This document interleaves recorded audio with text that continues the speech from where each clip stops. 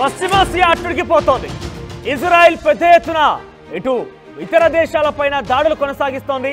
Hezbollah, Lebanon, Syria, Gaza strip, Iran. ఇలా ఒకటేంటి, ఏదైనా కూడా ఎవరైనా అడ్డు వస్తే తమకు వ్యతిరేకంగా చెప్తే తనపైన ఏదైనా కుట్రలు కనుక పనితే అందరి సంగతి తేలుస్తామన్నట్టుగా ఇజ్రాయెల్ పెద్ద ఎత్తున తీవ్రంగా పరిగణలోకి తీసుకొని దాడులు చేస్తోంది. ఈ నేపథ్యంలో నిన్న Israel Iran supreme leader Ali Khamenei పైన దాడి చేస్తాం, అవసరమైతే ఆయన గనక కవ్వింపు చర్యలు మానుకోకపోతే నిన్ను లేపేస్తామంటూ కూడా Iran supreme leader Ali Khamenei హెచ్చరించారు ఇజ్రాయెల్ ప్రధాని నెతన్యాహు. అంతలోనే ఇజ్రాయెల్ ప్రధాని నెతన్యాహు ఇంటిపైన బాంబుల దాడి జరిగింది. ఈ దాడి సమయంలో నెతన్యాహు ఇంట్లో లేనట్టుగా తెలుస్తోంది. అయితే నెతన్యాహు ఇంటి గార్డెన్లో 2 బాంబులను గుర్తించారు పోలీసులు. అక్కడ ఉన్నటువంటి వారికి ఎలాంటి గాయాలు కాలేదని అధికారులు తెలుపుతున్నారు. ప్రధాని ఇంటిపైన దాడి జరగడం ఇది రెండోసారిగా తెలుస్తోంది. ఇక పీఎంపై దాడిని ఇజ్రాయెల్ భద్రతా మంత్రి ఖండించారు. ప్రధాని ఇంట్లో బాంబు పెట్టి రెడ్ లైన్ క్రాస్ చేశారన్నారు మంత్రి. దానికి తీవ్ర పరిణామాలు ఎదుర్కోవాల్సి ఉంటుందంటున్నారు మంత్రి. ఎందుకంటే నిన్న ఇజ్రాయెల్ ప్రధాని నెతన్యాహు అటు ఇరాన్ సుప్రీం లీడర్ అలీ ఖమేనీని హెచ్చరించారో లేదో అంతలోనే ఇజ్రాయెల్ ప్రధాని నెతన్యాహుపై దాడి జరగడం అంటే ఇది ముమ్మాటికి ఇరాన్ పని అయి ఉంటుందన్నట్టు కూడా కొన్ని అనుమానాలు వ్యక్తం చేస్తోంది Israel defence force. Present Israel defence మంత్రి ఈ విషయాన్ని తీవ్రంగా ఖండించారు. మీరు కవ్వింపు చర్యలకు పాల్పడితే మీ పైన కూడా దాడి చేయాల్సి వస్తుంది, మిమ్మల్ని లేపేస్తామంటూ అలీ ఖమేనీ హెచ్చరించినటువంటి కొన్ని గంటల వ్యవధిలోనే ప్రధాని పైన నెతన్యాహు పైన ఈ రకంగా దాడి జరగడం అంటే అది ముమ్మాటికి ఇరాన్ పని అయి ఉంటుందంటూ కూడా చెప్తున్నారు. ఒక రకంగా భయాందోళన వాతావరణం నెలకొంది ఇజ్రాయెల్లో కూడా. ఒక రకంగా వారు భయపడుతూనే మరోవైపుగా కొంత ధైర్యం నింపే ప్రయత్నంలో కానివ్వండి, ఇతర దేశాలను హెచ్చరించే విషయాల్లో కానివ్వండి, కొంత పకడ్బందీ చర్యలుగానే కొంత యాక్టివ్గా పార్టిసిపేట్ చేస్తున్నట్టు కనబడుతోంది.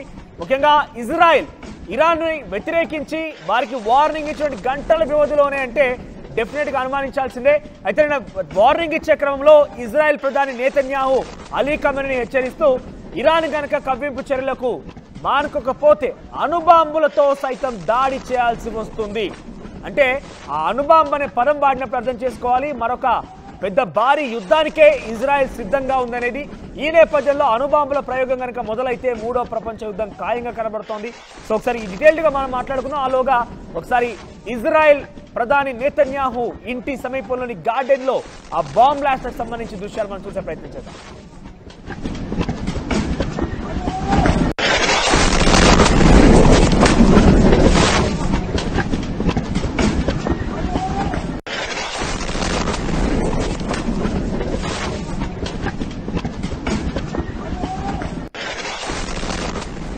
ఇక్కడ చూడొచ్చు మీరు 2 బాంబులను గుర్తించింది defence force, Israel defence force.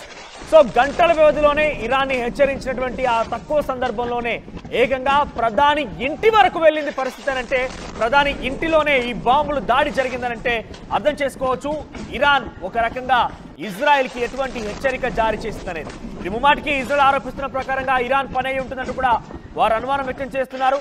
ఒకవేళ కనుక అదే నిజమైతే డెఫినెట్గా ఇరాన్ ఇజ్రాయెల్ హెచ్చరికని ఎంత సీరియస్గా తీసుకుంది.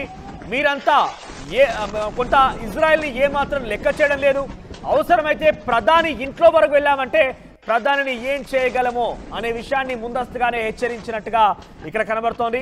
ఒకవేళ కనుక ఇరాన్ పని అనేది పూర్తి స్థాయిలో ఇజ్రాయెల్ కనుక లెక్క తేల్చేస్తే డెఫినెట్గా ఇజ్రాయెల్ ఈ దానికి సంబంధించి మరొక ప్రతిదాడి కూడా చేసే అవకాశం ఉంది.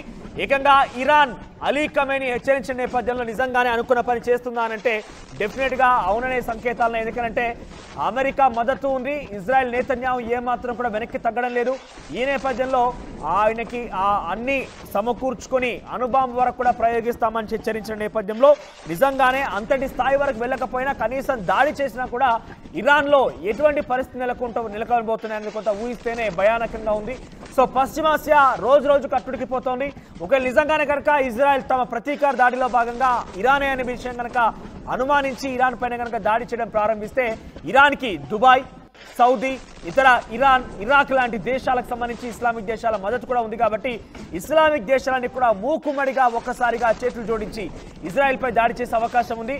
ఈ రకంగా రోజు రోజుకి యుద్ధం కాస్త పెరుగుతూ కాస్త 3వ ప్రపంచ యుద్ధానికి కూడా దారి తీస్తుందా అనేక అనుమానాలు, అనేక భయాందోళనలు కూడా ప్రపంచవ్యాప్తంగా వెల్లువెత్తుతున్న పరిస్థితి కనబడుతోంది.